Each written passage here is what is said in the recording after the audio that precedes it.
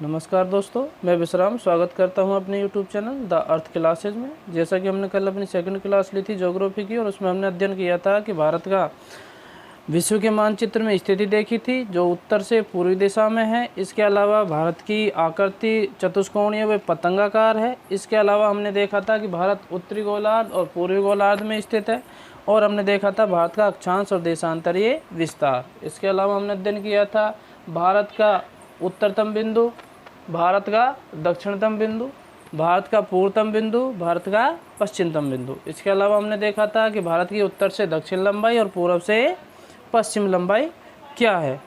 अब हम बात करते हुए आगे देखते हैं कि भारत की जो राजनीतिक स्थिति है वो किस प्रकार है।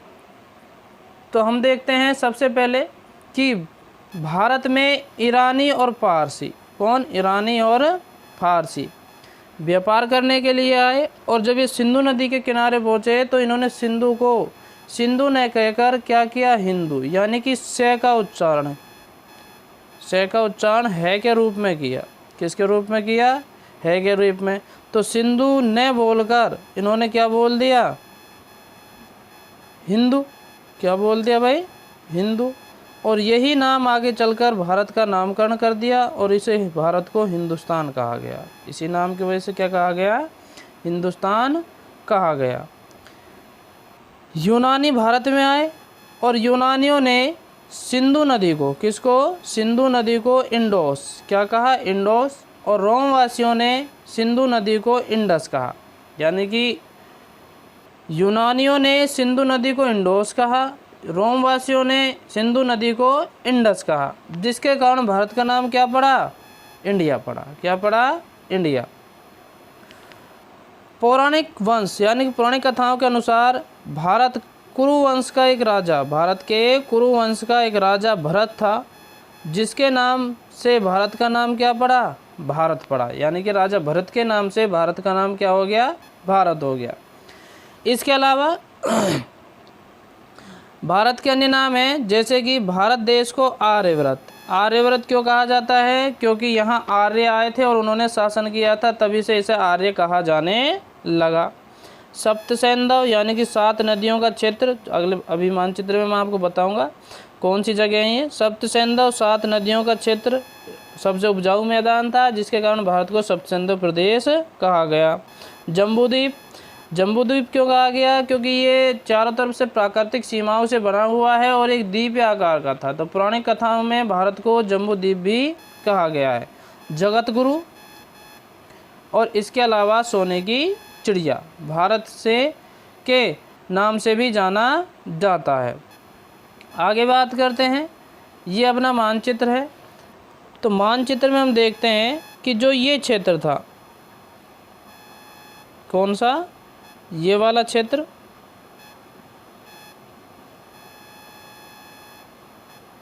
यहाँ 7 नदियाँ थी,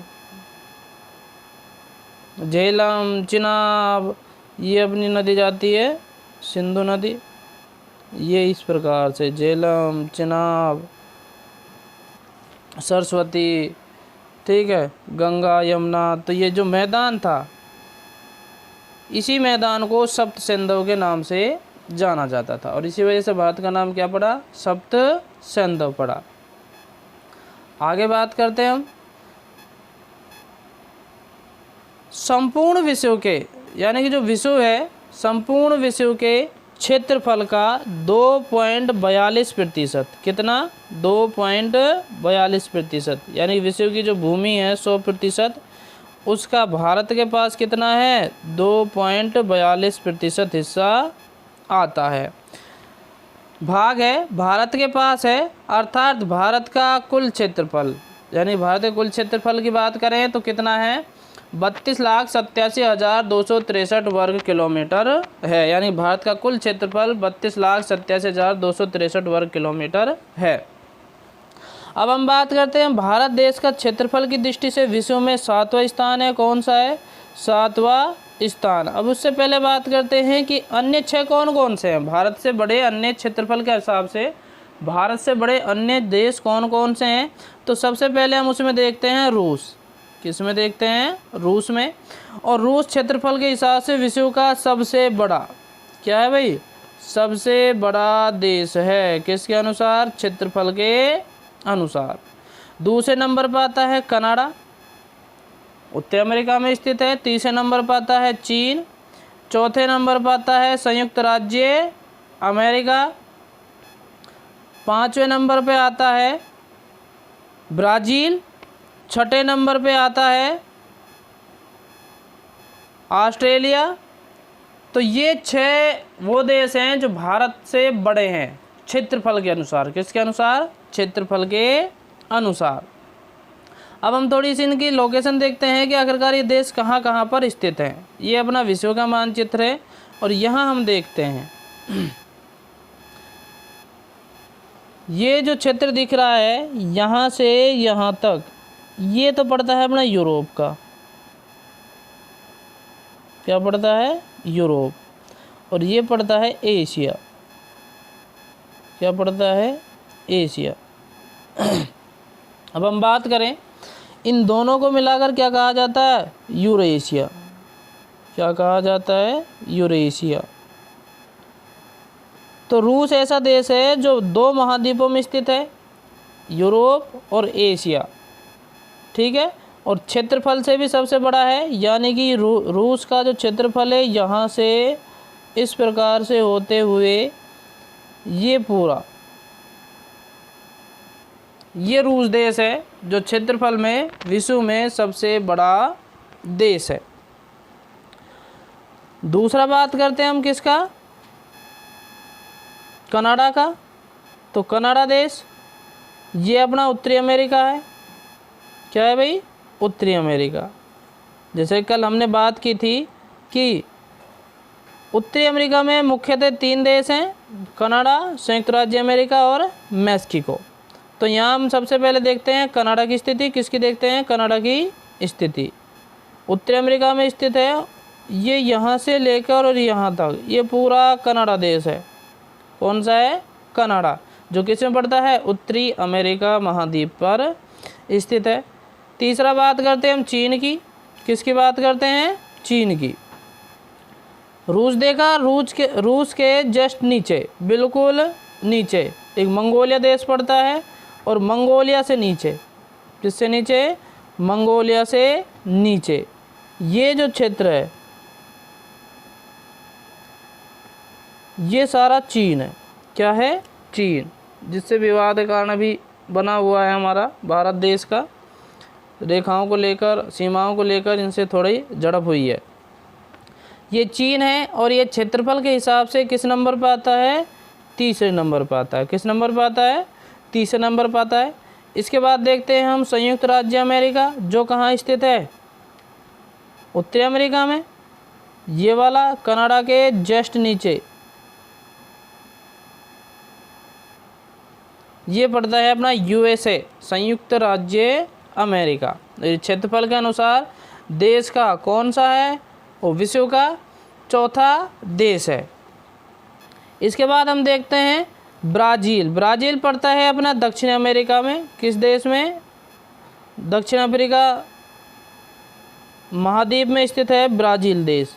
और ये क्षेत्रफल के हिसाब से 5वां देश है। कौन सा है? सॉरी, 5वां देश है। और इसके बाद हम छठा देश देखते हैं ऑस्ट्रेलिया। कौन सा देखते हैं? ऑस्ट्रेलिया। ये अपना ऑस्ट्रेलिया देश है जो क्षेत्रफल के हिसाब से छठा देश है। ये तो हो गए अपने देश जो भारत से क्षेत्रफल के आधार पर क्या हैं? बड़े हैं। क्या हैं? बड़े। और 7वें नंबर पर अपना कौन सा आता है? भारत आता है। कौन सा आता है? भारत। विश्व के मानचित्र में हमने कहा था एशिया महाद्वीप में, किसमें? एशिया महाद्वीप के दक्षिण में बिल्कुल मध्य में ये अपना भारत देश है। क्या है? भारत देश स्थित है जो 7वें स्थान पर आता है। किसके अनुसार? क्षेत्रफल के अनुसार। किसके अनुसार? क्षेत्रफल के अनुसार। विश्व के क्षेत्रफल के हिसाब से देशों को देखा जाए तो उसमें 7वें नंबर पर आता है। अब हम देखते हैं वर्तमान भारत में 28 राज्य और 9 केंद्र शासित प्रदेश हैं। कितने राज्य हैं? 28 और 9 केंद्र शासित प्रदेश हैं। ठीक है, ये तो हो गया डिवाइड कि भारत को कितने राज्यों में बांटा गया है। 28 राज्यों में बांटा गया है और 9 केंद्र शासित प्रदेशों में बांटा गया है। अब उससे पहले हम देखते हैं कि भारत देश की सीमाओं को 2 भागों में विभाजित किया जा सकता है। एक तो आता है स्थलीय सीमा और दूसरी आती है तटीय सीमा। क्या आता है? स्थलीय सीमा और तटीय सीमा। इसमें हम देखते हैं कि स्थलीय सीमा, क्या देखते हैं? स्थलीय सीमा कितनी है? 15,200 किलोमीटर। कितनी है भारत की स्थलीय सीमा? 15,200 किलोमीटर। और तटीय सीमा की बात करते हैं तो तटीय सीमा है 7,516.6 किलोमीटर। कितनी है? 7,516.6 किलोमीटर। आगे चलते हैं। भारत देश के कुल स्थलीय सीमा की लंबाई, हम लोग कुल स्थलीय सीमा की लंबाई की बात कर रहे हैं, ये देखने योग्य बात है। कुल स्थलीय सीमा की लंबाई कितनी है? 15,200 किलोमीटर। कितनी है? 15,200 किलोमीटर। अब हम बात करें भारत की मुख्य भूमि, क्या कह रहा है? भारत की मुख्य भूमि की तटीय सीमा, मुख्य भूमि की तटीय सीमा की लंबाई 6,100 किलोमीटर है। कितनी है? 6,100 किलोमीटर है। किसकी? मुख्य भूमि की। आगे बात करें भारत देश के सभी द्वीपों की सीमाओं को मिलाकर, यानी कि लक्षद्वीप, अंडमान निकोबार द्वीप समूह, इन सभी की सीमाओं को मिलाकर भारत की तटीय सीमा की लंबाई, यानी कि सभी द्वीपों की सीमाओं को मिलाकर तटीय सीमा की लंबाई कितनी है? 7,516.6 किलोमीटर। कितनी है? 7,516.6 किलोमीटर। आगे बात करते हैं भारत देश की कुल सीमाओं की लंबाई, यानी कि इसमें हम किसको जोड़ेंगे? स्थलीय सीमा को। किसको? स्थलीय सीमा को और तटीय सीमा को। किसको? तटीय सीमा को। अब दोनों को मिलाकर भारत की कुल जो सीमा रेखा की लंबाई है वो कितनी है? तो वो है 22,716.6 किलोमीटर। भारत की कुल सीमाओं की लंबाई, यानी कि दोनों को मिलाकर, स्थलीय सीमा को और तटीय सीमा को मिलाकर टोटल कितनी है? 22,716.6 किलोमीटर, यानी कि दोनों को जोड़कर 15,200 तो स्थलीय सीमा हो गई और 7,516.6 किलोमीटर तटीय सीमा हो गई कुल, यानी कि हमारे द्वीपों को मिलाकर। तो ये टोटल क्या आएगी? 22,716.6 किलोमीटर। भारत देश की कुल 7 देशों के साथ अंतर्राष्ट्रीय सीमा बनती है। कितने देशों के साथ? 7 देशों के साथ अंतर्राष्ट्रीय सीमा बनती है, जो निम्न है। जो निम्न है, सबसे पहले आता है बांग्लादेश। कौन सा आता है? बांग्लादेश। बांग्लादेश की सीमा कितनी है? 40,096.7 किलोमीटर। कितनी है? 40,096.7 किलोमीटर बांग्लादेश की सीमा भारत के साथ लगती है। उसके बाद आता है चीन। चीन देश की सीमा 3,488 किलोमीटर है। कितनी है? 3,488 किलोमीटर है। इसके बाद आता है पाकिस्तान। पाकिस्तान की सीमा 3,323 किलोमीटर है। कितनी है? 3,323 किलोमीटर है। नेपाल। नेपाल की सीमा भारत के साथ 1,751 किलोमीटर बनती है। कितनी बनती है? 1,751 किलोमीटर बनती है। म्यांमार या बर्मा, म्यांमार को हम दोनों नामों से जानते हैं, म्यांमार या बर्मा, और इसकी सीमा भारत के साथ कितनी बनती है? 1,643 किलोमीटर। कितनी बनती है? 1,643 किलोमीटर इसके अलावा भूटान आता है छठा, कौन सा आता है? भूटान। और भूटान की लंबाई भारत के साथ कितनी बनती है? 699 किलोमीटर। कितनी बनती है सीमा की लंबाई? 699 किलोमीटर। और अंतिम लास्ट सातवां अंतर्राष्ट्रीय सीमा देश बनाता है अफगानिस्तान। बिल्कुल उत्तर में है भारत के अफगानिस्तान, और इसकी लंबाई कितनी है? 609 किलोमीटर। कितनी है भाई? 609 किलोमीटर। एक बार हम फिर देखते हैं कि बांग्लादेश 4096.7 किलोमीटर, चीन 3488 kilometre, Pakistan 3323 kilometre, Nepal 1751 kilometre, Myanmar या बर्मा 1643 किलोमीटर, भूटान 699 किलोमीटर और अफगानिस्तान 106 किलोमीटर भारत के साथ सीमाएं बनाता है। अब इन सीमाओं को हम विस्तार से अध्ययन करेंगे कि किस देश की हमारे देश के साथ कितनी सीमा बनती है। तो ये देखेंगे हम अगली क्लास में अपनी में। आज हमने जो देखा है उसको देखिए, और पसंद आए, पढ़ाना अच्छा लगे तो लाइक, शेयर और सब्सक्राइब करना न भूलें। ज़्यादा से ज़्यादा शेयर करें, सब्सक्राइब करवाएं और लाइक करना और बेल आइकन अवश्य रूप से दबाना।